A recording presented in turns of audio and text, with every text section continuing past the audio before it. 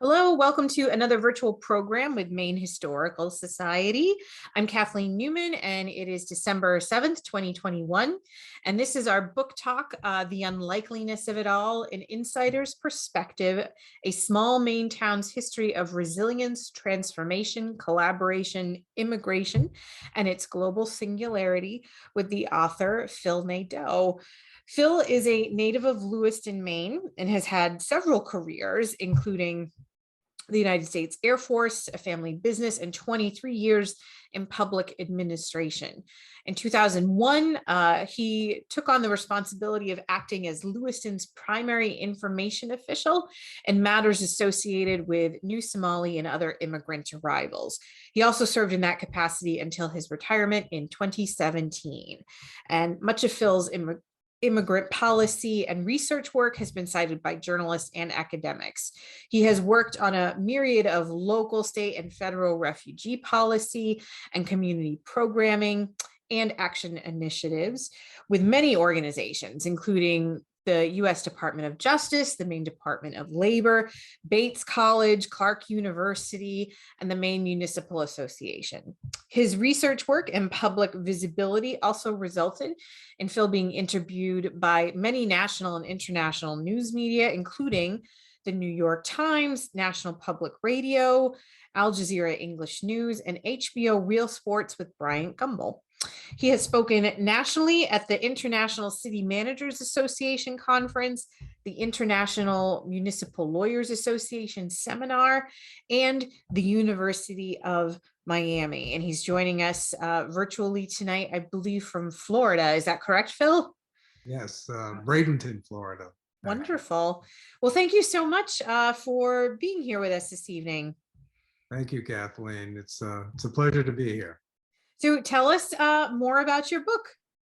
Well, this started as a, it was the product of probably conversations that I had multiple times over the course of my career in the city of Lewiston, particularly after the refugee arrivals, as I became more involved and got to know more people and became much more active on the policy side of things. It would occasionally come up, you know, something would happen and somebody would respond, well, you really got to write a book about that, you know, and it almost became an inside joke after a while. And then I got to the end of my career and I retired in 2017. And this one attorney that was actually the attorney for an organization I was the chair of responded about something that we were working on that had something to do with the refugee population in Lewiston. You know, you got to write a book about this stuff. So, you know, it's the kind of thing you thought about, but I didn't really act on it. But when I arrived here in Florida, the time just seemed to be right. I had a conversation with a very well-known local legislator named Peggy Rotundo from Lewiston, worked a long time in the legislature, was chair of the Appropriations Committee. We were very good friends. We still are. We exchanged some emails in January of 2020, and before you know it, I made the commitment. As a result of those emails, I made the commitment to start writing the book. And then the pandemic hit. And it was a very fortuitous, you know, decision, because I had no idea I would have that much time on my hands. Right. Retirement, you know, it was a lot of time sheltering in place. So it all kind of came together on its own. And finally, April of 2021 came along, and I self-published the book, and it was released in April of 2021. Very good.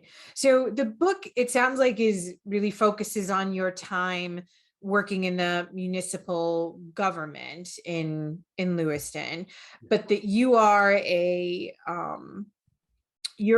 Maine native. You're a Lewiston native, yes? Yes, I am. So can Yes, you give us a little bit of your background about what it was like of living and growing up in Lewiston? yeah. For me, it was interesting because I'm the oldest of the family. Um, my initial, I was born, I'm the only one in my family that lived a part of their life as one of the four siblings in downtown Lewiston. It was above my grandparents' grocery store, which was one of many grocery stores in Lewiston, just like any other community, around the United States at that time in the 1950s. I was born in 1955. There were almost literally some sort of convenience store, grocery store, in almost every corner.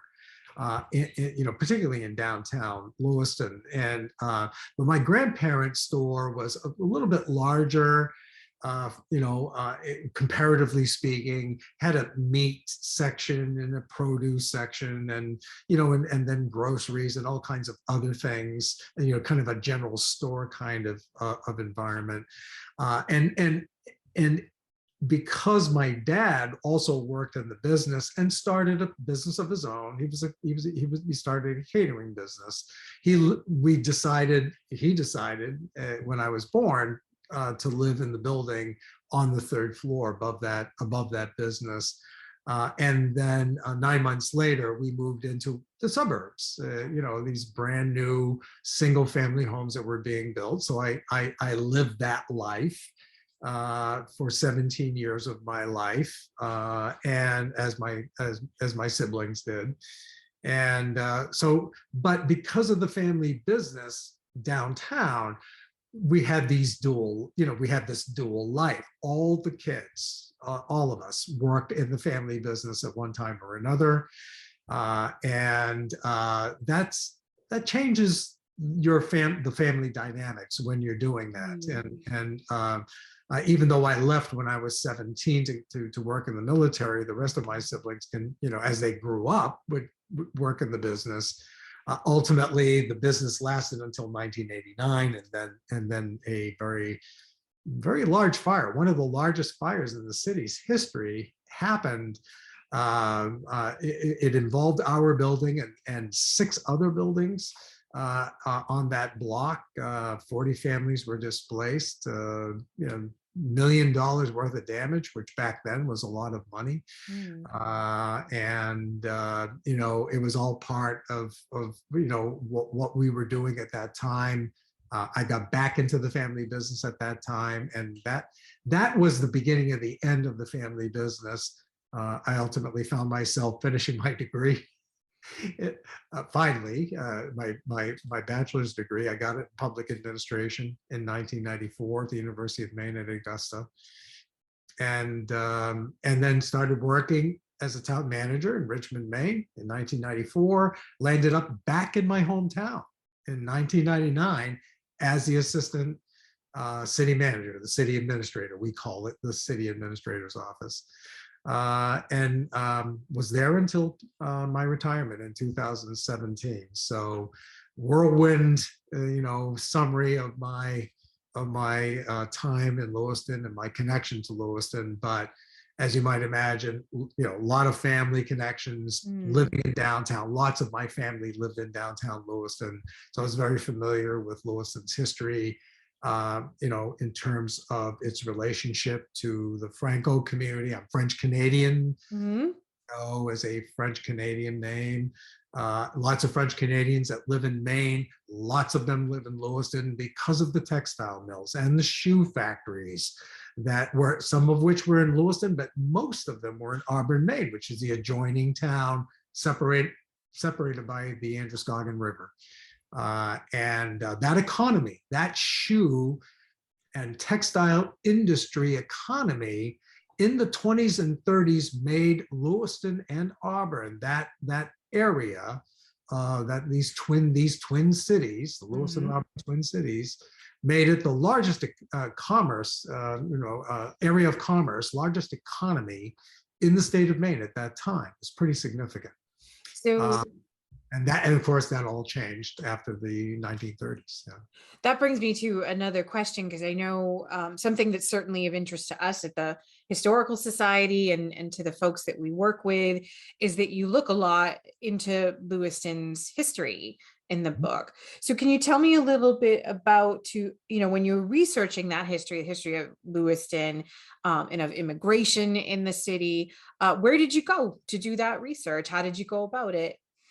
Well, I have, the benefit of having done um, some academic work.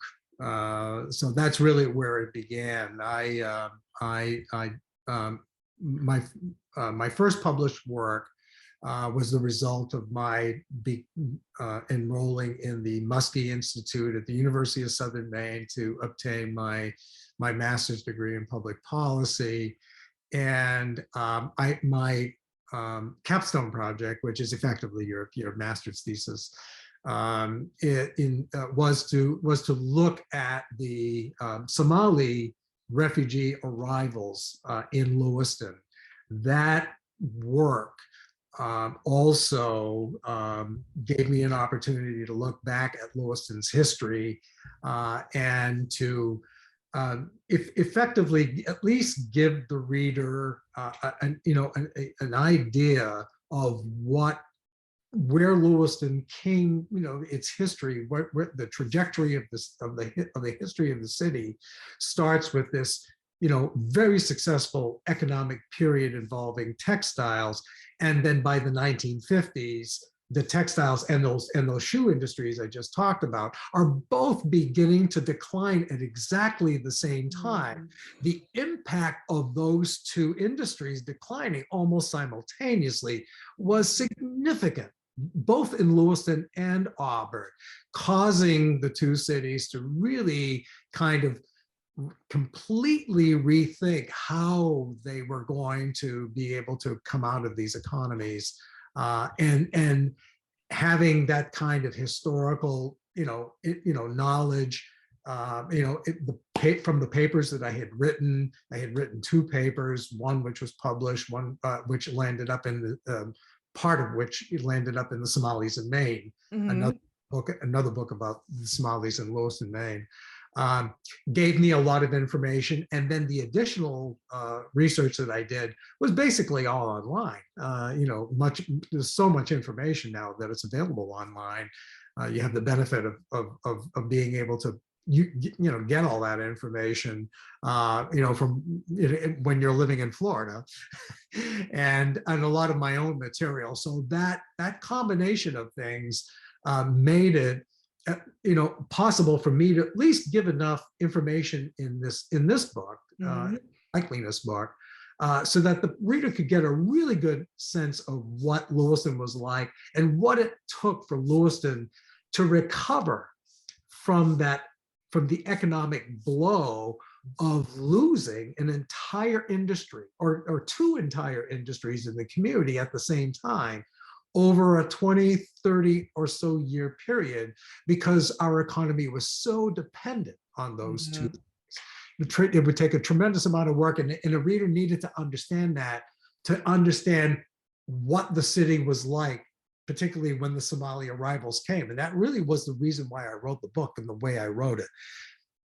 Understanding that history would give the reader a better sense of what was going on in 2001 and 2002 when the Somali arriving. That was really the purpose behind it, while also at the same time discovering all kinds of things I simply did not know about the city. And that's actually my next question is there any one thing in particular or a couple things that really surprised you or stood out in your research? So a couple of things were actually quite striking. One of them was Auburn, Maine gets credit for having the first manager form of government in the state of Maine. And that was a big deal. That was 1917, and that's pretty early on, because the first manager form of government that was adopted in New England was actually it occurred in 1914 in Massachusetts.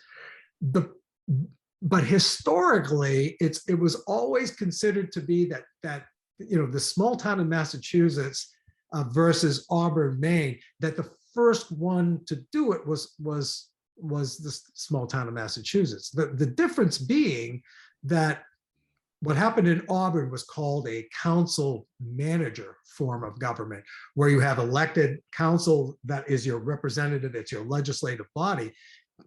The small town in Massachusetts, which eludes me right now, I can't remember the name of the town, but the small town in Massachusetts had a town meeting form of government. It's very important because the town meeting is the legislative body. The town acts in the place of the city council. It has a board of aldermen, but they're the ones that pass the policy. They're the ones that pass the budget. And so I was able to correct the record for the city of Auburn to let them know that what they had was also the first in New England. They were the first council manager form of government in New England. They've never really described themselves that way, and now they should, because they are the first in New England, not just in Maine, but the first in New England with a council manager form of government. So that was kind of a revelation. That was something I kind of found by accident. And the other was when we opened our airport, the Auburn-Lewiston Airport, which back then was called the Lewiston-Auburn Airport. There's a whole bunch of reasons why it's now the Auburn-Lewiston Airport, but it's in Auburn. That's probably the biggest reason. A lot was written about it. The first commercial flight coming into that airport was in 1937, the year that the airport basically opened. But what was never mentioned, not in anything that I ever read, was the fact that it was an Auburn resident, a Lewiston High School graduate, back then called Jordan High School, which was Lewiston High School back then. It was that individual who flew that commercial plane. Oh, wow. Auburn Airport. So I don't know why they get, these things get lost in history, and that was the joy that I found in doing this work and discovering these kinds of things that would have otherwise been forgotten. So it wasn't, it was never revealed. It was in the newspaper. I read the article about the first commercial flight and read about this Auburn resident, Lewiston High School graduate, who flew that airplane. And I said, that's getting lost. I had never before and wrote about it in the book. So it was those kinds of little discoveries along the way that made writing that part of the history. But the most important part of the history in the book really had to do with the Somali arrivals, because it's recent. And even though it's only, at this point, 20 years ago, it happened, the first arrivals were in 2001. I was beginning to forget things. Other people were beginning to forget things.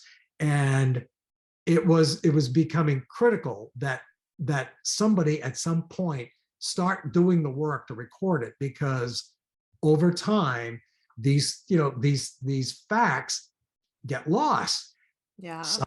I got wrong. I was convinced in some cases of things that were true and turned out not to be true as a result of doing the research for the book. So that was the major reason. I wanted to write the book to make sure that the historical record about what happened over the last 20 years was correct. Right. But at the time, those 2 years, those 2 critical years when Somali arrivals first started in 2001 and 2002, to give people a sense of what happened before and then what happened actually during those 2.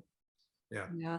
So tell us a bit more about that work, about your work with the immigrant community, maybe some of the challenges that you faced, and what have you learned coming out of it? Well, for anyone who has not read the book, it's important to note that refugee immigration, refugee arrivals started basically in 1975. That was another historical fact that I uncovered that would have been forgotten, I think, that Right. had, or was at least the threat of being forgotten. The first refugee arrivals, and the reason 1975 is the year is it's associated with the Vietnamese arrivals as a result of the end of the Vietnam War in April of 1975. That's when those arrivals began in the United States and eventually in Maine. And the discovery that I made that I think was going to get lost over time is most of what I heard about 1975 and the Vietnamese arrivals was associated with work that was done with what is now called Catholic Charities Maine. I was under the impression that they were the lead agency, like they have been for the last 30 or more years. They were not. The agency that is responsible, the organization that was responsible for the first organized refugee resettlement program in the state of Maine was Governor Longley, and his administration created the first formal refugee resettlement program in the state of Maine. And I did not know that until I did the research. And there's even a picture of Governor Longley at the Portland airport greeting the Vietnamese arrivals that were coming in from Pennsylvania. That was a revelation to me. I did not understand that. And it's important historically to understand that, because a lot of people think that the state of Maine government had nothing to do, with having to do with refugee arrivals, when in fact, they were responsible for creating the very first program that started it. So, so fast forward into 1999. Now they're Portland has already, and by that time, 25 years later, they've taken in the majority of refugee arrivals. And did some extraordinary work in that city, I might add. By 1999, the city of Portland and Catholic Charities come to visit the city officials and community leaders to talk about the possibility of looking at becoming a refugee resettlement community. And the short story is, after that discussion, we became an official refugee resettlement community in 1999, hosting about 37 or 40 or so people from Togo back then. And it didn't happen in 1999. The prep work happened in 1999. The actual arrivals began in 2000 and possibly through 2000 and 2001. But it only involved about 37 or 40 people and was very successful, I might add, extremely successful. The Somali arrivals in Lewiston happened as a result of Somali refugee resettlement that did happen in Portland first, then what we call secondary migration. People, the Somali refugees who were resettled in other communities, cities across the United States. In this particular case, many of them initially were coming, the secondaries were coming from the greater Atlanta area and an area called Clarkson, Georgia.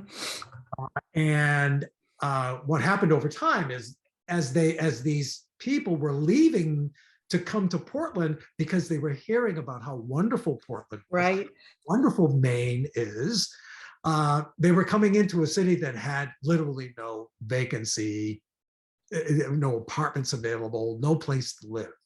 Vacancy rates were extremely low. Even back in 2000, they were very low, somewhere around 2%, extremely low. So that resulted in Portland having to put people up. Their shelters were full. They were beginning to put people up in hotels and that kind of thing. Couldn't find apartments for them. So they contacted the city of Lewiston.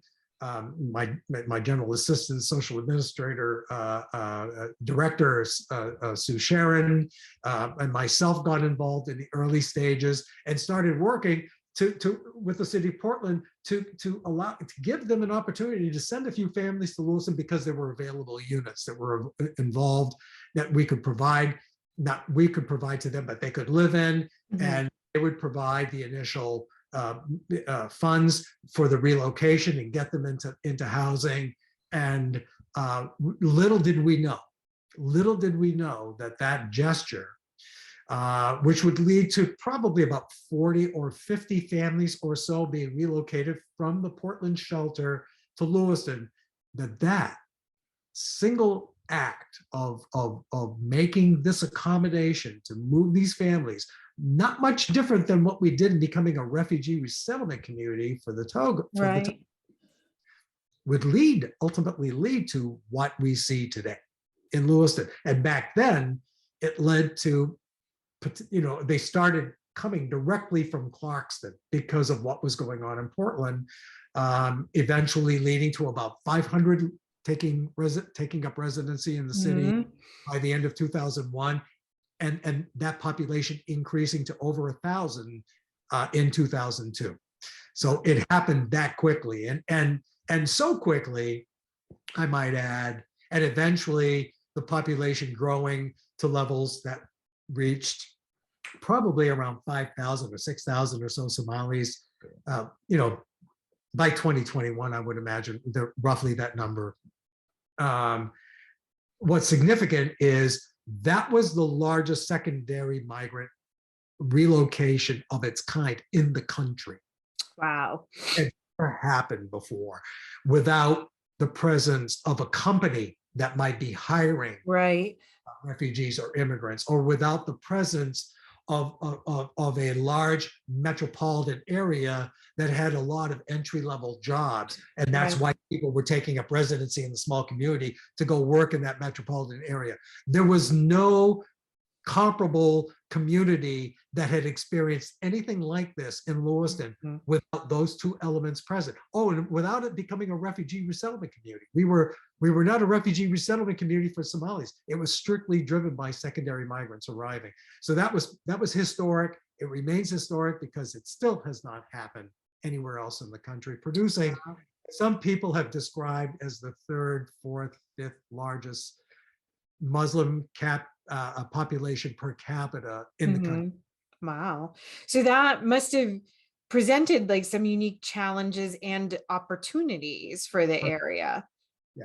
I mean, it was, it was funny because in the book, I wanted people to understand that economically, it was an extraordinary period of economic growth and success in Lewiston, Auburn during that period of time. Down East Magazine dedicated an entire magazine, their entire issue was dedicated to Lewiston, Auburn. This is January of 1999.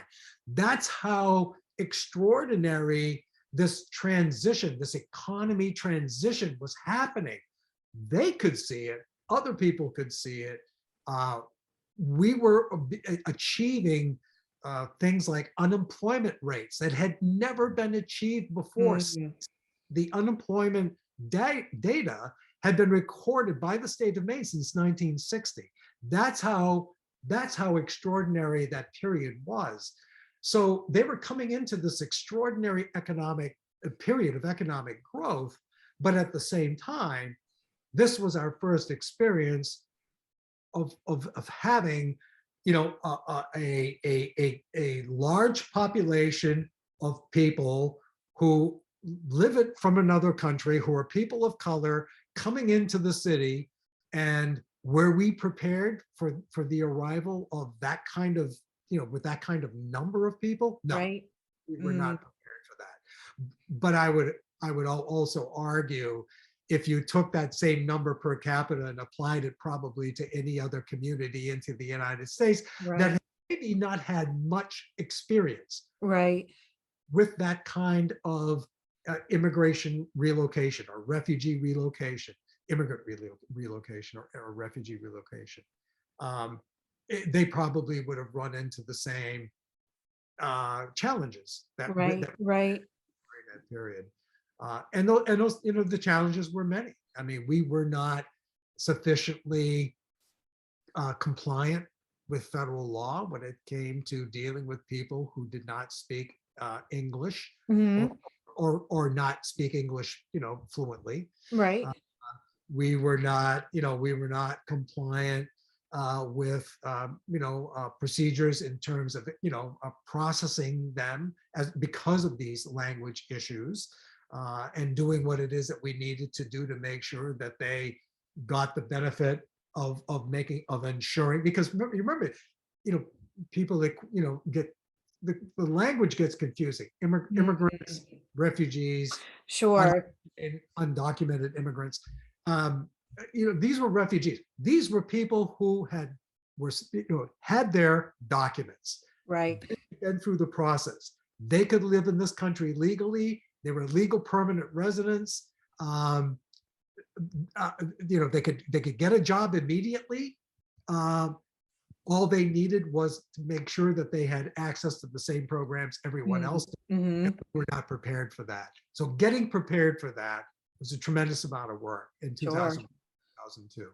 And lots of other agencies, not just the city, all of Right. the nonprofit organizations, Right. the state agencies, all of those agencies that were in our community that needed to work and provide services for this population were not prepared. So it was extremely challenging, but lots of work to rise up to the occasion to do Mm-hmm. what needed to get done, and all of that is discussed in the book. You know. And I think it's interesting, and I want to encourage our audience, if you have questions for Phil, please type those into the chat or into the Q&A. Um, and correct me if I'm wrong, Phil, but I feel like as I listen to you like relate this history, it's interesting to think about like Lewiston, Auburn, how it's seen this challenge many times before, but how it also, we could talk about, it's been an area for immigrants, coming in for, I mean, for a long time, and for in the, specific populations, if we think about, French Canadian, Vietnamese, and in this case, Somalian. And so you have this dynamic of it's a city that's gone through that many times, but each time it gets a little bit different. And there's kind of this remembering and relearning and Yes. rising to new challenges that the city has to face. Absolutely.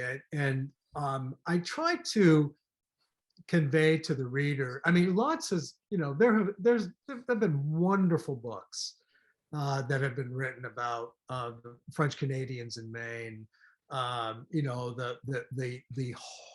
The really horrific displacement of the Acadian French, Mhm. in the 16th, and 17th centuries. I mean, I mean, in the 17th and 18th centuries. Mm. I mean, they were relocated all over North America. Mhm. Not just not a small segment of them landed up in Maine, but many all over the country, as far away as Louisiana, in Haiti, into Europe. When the British defeated the French, in the 18th century, and then what happened after that, French Canadians, being discriminated against in the 1800s, and a lot of it stemming from that history and their own history in New France, Mhm. with the British, creating a lot of tension between the colonials and Mhm. the French and New France, and the suspicions that created 100 years later. They were still present. The New York Times talking about French Canadians moving into New England and how they were going to take over New England because they didn't want to learn the language and they wanted to hold on to their religion, their Catholic religion, and potentially even create maybe their own little section of New England, and kind of remove themselves. Accusations of not being patriotic and not wanting to be an American, and all of these horrible things that were that were written about them. I talk in the book about the Eastern, the Chinese of the Eastern United States, comparing the French to the Chinese, who were also being discriminated against, and had a law created barring their immigration, extremely restrictive immigration, as a result of concerns about Chinese who were willing to accept lower wages to do work, displacing American workers, in the West. I mean, this, Maine creating an English only law in 1990. The Ku Klux Klan taking up the role of being anti-immigrant, anti-French, anti-Catholic, and encouraging places like Maine to pass laws like that 1919 English only law, and supporting a Governor Brewster, who was sympathetic to the Ku Klux Klan, and on the night that he was elected, burned a cross in Lewiston, Maine, on Mount David, right next to Bates College. People, we assume that people know this because it's been written about quite a bit. Right.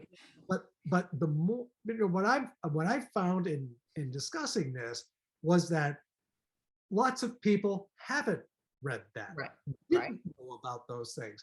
So it's, and the only analogy I'm making here is because of what's going on right now with the Holocaust. As much as there's been written about the Holocaust, as much evidence as there is, including a museum where you can see, up close, the physical evidence of what happened in the Holocaust, there are still doubters about the Holocaust, doing this disinformation about the Holocaust. You have to continue writing about it. You have to keep talking about it. And that's why I put it in the book, because there were people that I spoke to that didn't know that the Ku Klux Klan was even in Lewiston. And when I said they burned on the cross, they literally thought I was just making that up, which is why I worked so hard to put as many citations in that book that I did. There were over 1,600 citations. I want to be able to show people that this is not being, I'm not fabricating this out of whole cloth. These are the sources that I use to get that information, and here it is. See for yourself, do the research for yourself. If you don't believe me, at least go to those sources. When you're reading a newspaper or you're reading, a well-done historical book about, this kind of thing that happened. It's that you get that much closer to doing away with that kind of disinformation. So anyways, that was the backstory to doing it, because it was important for people to understand in cases like for the Somalis, they kept talking about general assistance, which is local welfare that we have here in the state, in the state of Maine, and making the case, well, that, we don't understand why they're not working and why they're getting this service, because, when the French Canadians came to Maine, came to New England, we didn't have that available to us, and they're wrong. They did have something like general assistance back during that period when the Irish came, before the French Canadians came to Lewiston. There's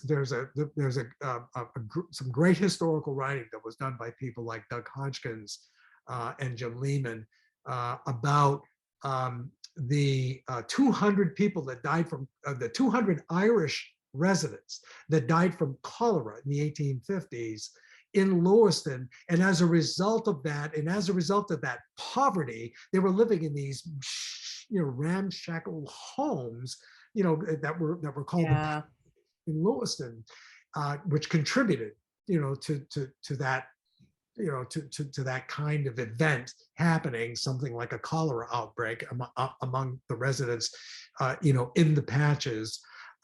They created a program to be able to assist people in need, people that that kind of assistance. And the evidence that I came across is since that period of time, there was never a year where there wasn't some sort of program Right. for the poor, for the needy, the people at risk in the city of Lewiston since that time. So when they say that there wasn't that kind of program available, there actually was. That's incorrect. Now, I want to mention too, this type of history, especially when we're talking about the history of the Klan in Maine, the anti-immigrant, anti-Catholic sentiments. This is history that's explored in our current exhibit, Begin Again, Reckoning with Intolerance in Maine. And that exhibit is going to be up through the end of the year. And you can also visit it online, or you can learn more about how you can get tickets to visit in person if you visit our website, mainehistory.org.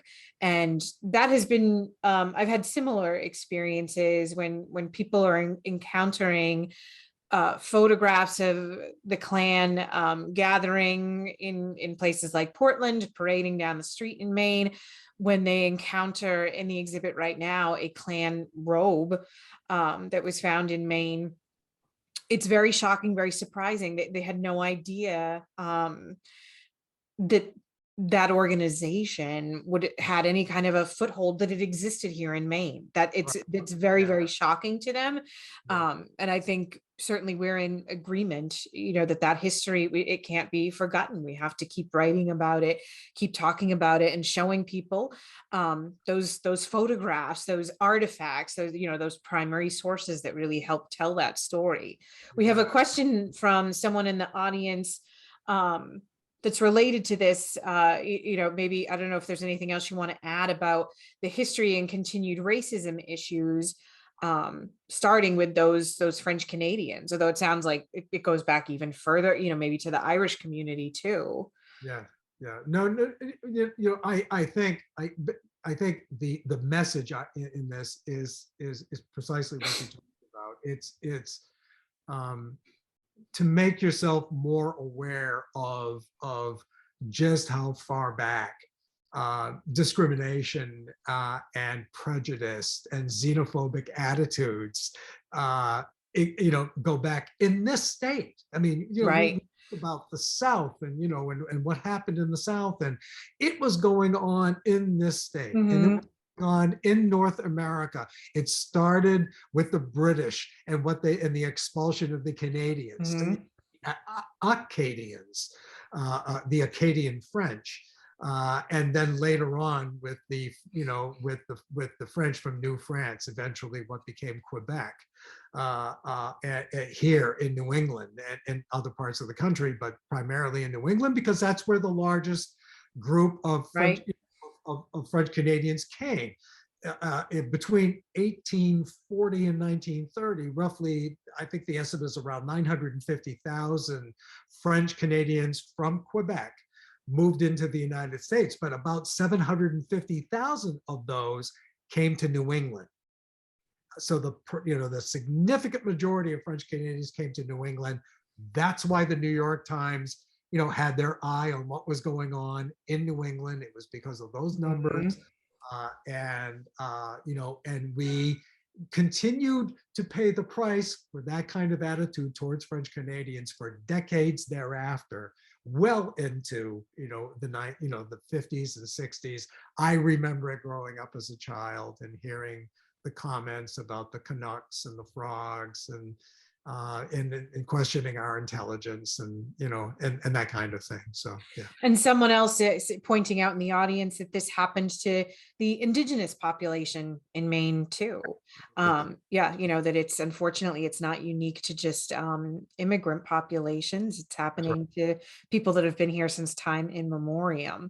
Absolutely. I want to thank you so much, Phil, as we kind of come to the end of our time together. And if anybody else has a question they would like to ask, please share it. But I want to just say to folks too, if you're interested in buying a copy of Phil's book, The Unlikeliness of It All, I shared the link to our online store in the chat. The book will be available at Maine Historical Society in our bookstore the first week of January. And you can purchase it through our online store now too, if you visit that link. And it's historystore.com. And of course, you can visit us in person at our 489 Congress Street location in Portland. Phil, is there anything else? So it sounded like too, when you and I were talking earlier, and I know this book is called The Unlikeliness of It All, Part 1. So tell us about what do you think is coming next? Tell us about Part 2. I'm really excited about part two. Part two is going to be a little bit more focused. I began to realize very, very quickly as I was writing part one that there's this extraordinary community action activism movement that developed in the late 1990s and the early 2000s in Lewiston. They have resulted in something very, very significant going on in the community right now. What's going on with a number of immigrant organizations that have now grown since that time. One of them becoming the first refugee resettlement agency in Lewiston that will begin resettling Afghan refugees here very soon.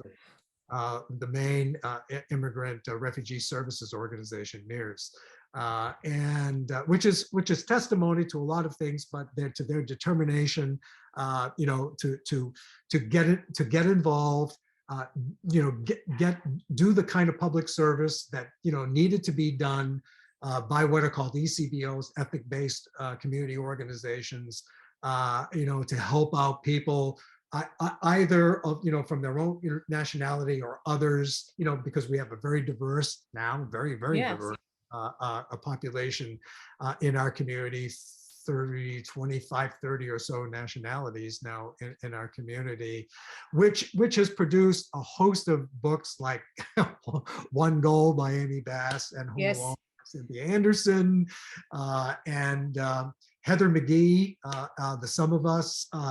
Her book, it talks about Lewiston. She was so excited about what was going on in Lewiston. She's the Obama. The Obamas have optioned her book. There's going to be a podcast based on her book. Wow.